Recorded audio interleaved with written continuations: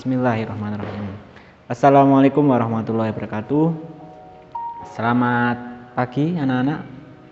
Berjumpa lagi dengan saya. Perkenalkan, nama saya Abdul Rahman Azizi, biasa dipanggil Pak Aziz. Di sini saya mengampu mata pelajaran matematika dan mata pelajaran produktif TKJ.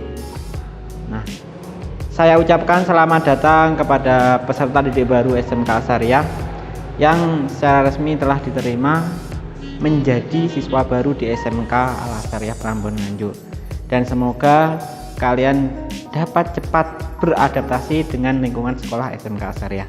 Nah, untuk pertemuan pagi hari ini kita akan membahas namanya cara belajar yang efektif. Nah, di sini Bapak punya 7 tips.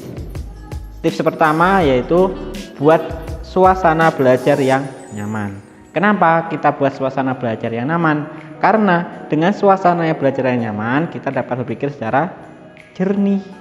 Jadi apa yang kita pelajari itu mudah diterima oleh otak. Nah, terus kamu juga harus paham 3 tipe pembelajaran, 3 tipe belajar. Nah, tipe belajar yang pertama itu ada tipe auditori, yang kedua visual, yang ketiga kinestetik. Nah, kenapa harus memahami 3 tipe belajar ini? Ya, karena dengan kamu paham cara belajar ini, nanti kamu bisa belajar secara efektif. Nah, yang pertama adalah auditori. Audi artinya apa? Dengan pendengaran atau audio. Kemudian yang kedua visual. Visual itu dengan cara penglihatan, artinya apa? Dengan ini. Dengan apa? Mata. Kemudian kinestetik itu mengkombinasikan antara telinga dan mata. Nah, saya jelaskan satu persatu bahwa cara belajar auditori itu dengan cara mendengarkan. Apa maksudnya dengan cara mendengarkan? Bahwa yang kita dengar itu sangat mudah sekali masuk ke pikiran, ke otak. Kalau visio itu apa yang kita lihat itu mudah sekali diterima oleh otak. Kemudian kalau kinestetik itu dua-duanya. Nah, jadi nanti seandainya satu kelas itu ada yang menggunakan cara belajar audio, visio, kinestetik. Nah, nanti harus saling mengerti. Nah, biasanya di lingkungan kelas itu kan ada yang bilang anak, "Iya, jorame toh." Nah, seperti itu. Nah, berarti itu cara belajarnya dia menggunakan apa? Audio. Jadi harus saling menghargai antara temannya, seperti itu. Nah, tentukan dulu kamu itu tipe yang mana. Jadi pahami dulu, apakah kamu audio, apakah kamu visio, apakah kinestetik. Jadi jangan salah pilih menggunakan metode belajar. Kemudian tips kedua, merangkum pokok pembelajaran. Merangkum pokok pembelajaran itu maksudnya kita membuat mind mapping. Atau apa itu mind mapping? Mind itu pikiran, map itu peta. Jadi peta pola pikir. Tujuannya apa? Kita mudah nanti mempelajari jalannya kayak apa. Lebih baik lagi gini, sebelum pelajaran saat besok mau pelajaran matematika, kamu harus mempersiapkan dulu. Besok babnya apa? Kamu petakan. Nah, nanti di kelas tinggal kamu tanya kepada Bapak Ibu guru, "Pak, ini maksudnya apa? Pak, ini maksudnya apa?" Saya yakin dengan seperti itu kamu akan paham namanya pembelajaran yang efektif, seperti itu. Itu trik saya dulu seperti itu. Kemudian tips ketiga, belajar bersama. Apa maksudnya belajar bersama? Kita belajarnya menggunakan kelompok-kelompok. Tujuannya apa? Kita bisa saling cerita, saling curhat, saling diskusi, saling bertukar pikiran. Karena apa? Dasarnya kita kan makhluk sosial. Barangkali teman kita punya masukan, "Nah, ini loh." Nah, jadi apa? Nanti kita bisa diskusi. Akhirnya apa? Menemukan suatu hal yang baru, seperti itu. Tips keempat, metode mempersingkat atau memodifikasi menyerupai nama sesuatu. Nah, ini tujuannya apa? Kita agar mudah menghafal. Contoh gini, karena saya guru matematika, saya punya trik matematika. Nanti kamu kelas 1, kelas 2 atau kelas 2 kamu akan belajar namanya trigonometri. Nah, trigonometri itu kayak apa? Yang ada sudutnya 90, 30, 60 dan seterusnya. Nanti pasti ada soal sin 90 berapa, sin 30 berapa dan seterusnya. Saya punya trik untuk mempelajari ini menggunakan istilah-istilah yang mudah dihafal. Yang pertama, sin demi, artinya apa? depan miring. Kemudian kos, sami, samping miring. Tan, desa, depan samping. Nah, akhirnya apa? Dengan kita menggunakan istilah-istilah bahasa kita sehari-hari, nanti kita mudah dalam menghafal suatu rumus. Nggak hanya matematika, misal sejarah ya. Sejarah kan banyak itu tokoh-tokoh. Ya, itu menghafalkan tokoh, misal disamakan kayak nama jalan lah, disamakan nama-nama paman lah, terserah. Jadi nanti kita mudah mengingatnya.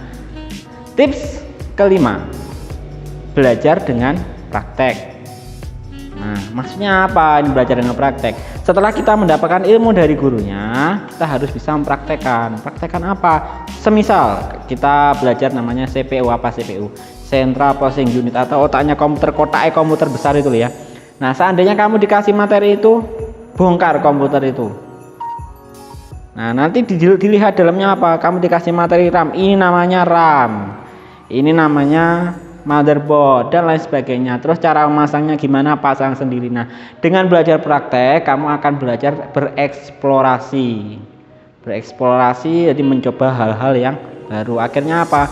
Karena kita yang mencoba sendiri, menemukan sendiri, insya Allah cepat masuk sini. Tips ke-6, belajar rutin tapi jangan lama. Nah, kenapa jangan lama? Analoginya seperti ini. Ibarat kita minum air, nah ya kan, sehari butuh air berapa liter? Misal 2 liter. Nah, seandainya kita pagi langsung minum 2 liter bisa? Nggak bisa, pasti nggak akan masuk semua. Nah, caranya gimana? Pagi minum 2 gelas, siang minum 2 gelas, sore 2 gelas, malam 2 gelas. Akhirnya apa? Pas 2 liter, seperti itu. Begitu juga pembelajaran, langsung belajar satu bab blek 1 jam itu juga apakah bisa masuk ke otak? Kemungkinan masuk ke otak hanya 10%. Jadi caranya gimana? Belajar sedikit.